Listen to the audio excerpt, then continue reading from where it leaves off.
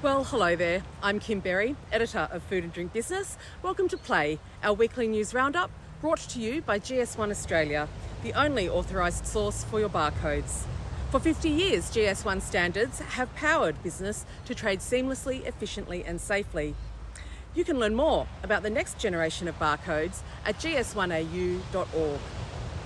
In the news this week, professional services firm RSM Australia has released a report into what is needed for Australian advanced manufacturing to compete on a global scale. Spoiler alert, it's lots of money.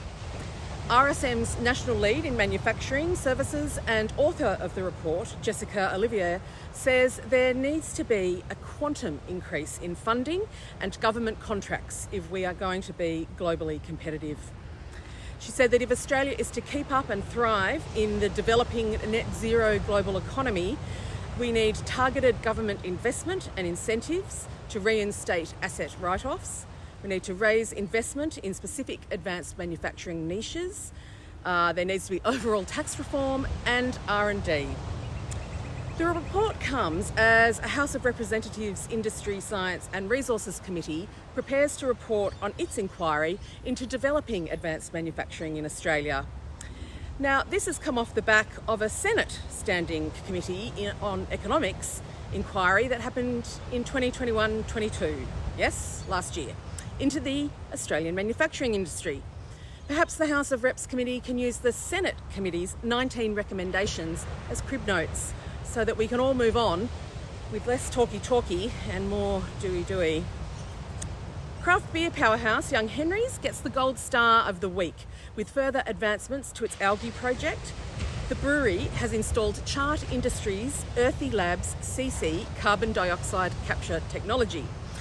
Now that produces both gas for the brewery and food for its algae bioreactors. Young Henry's algae project started with the Sydney Climate Change Cluster, or C3, from Sydney's University of Technology when they were looking to make brewing a more carbon neutral process. It's been very successful. In our podcast interview with co-founder Oscar McMahon earlier in the year, he explained the potential for the project to be rolled out across all breweries. It's quite something.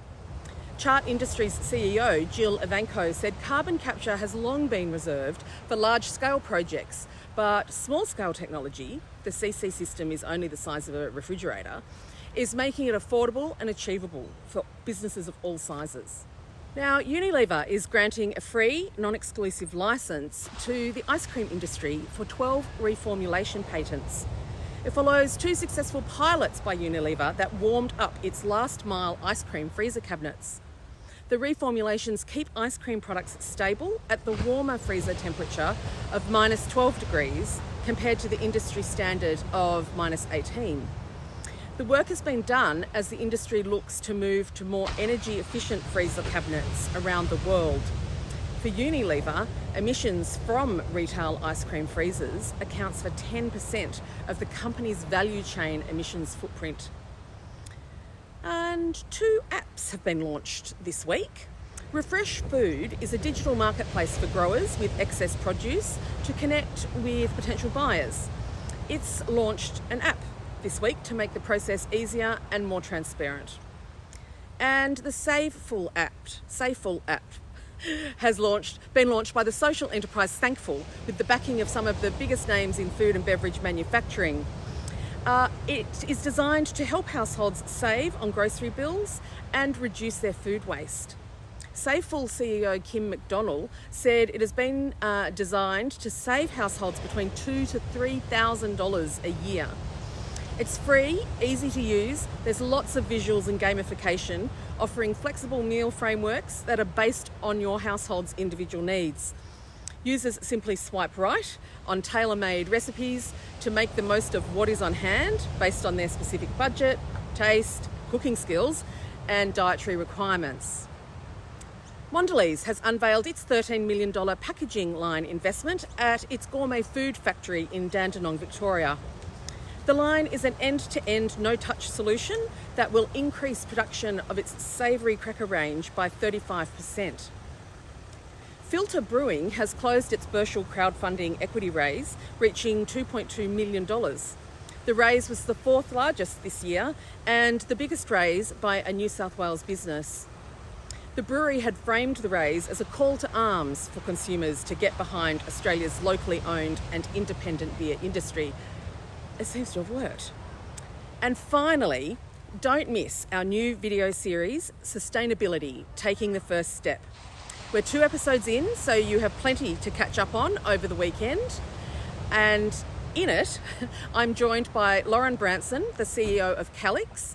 It's a leader in data-based sustainability insights for food supply chains, and the co-founder and CEO of iconic Kurrajong kitchen company, Karen Lebsamt of Lavosh Crackers fame.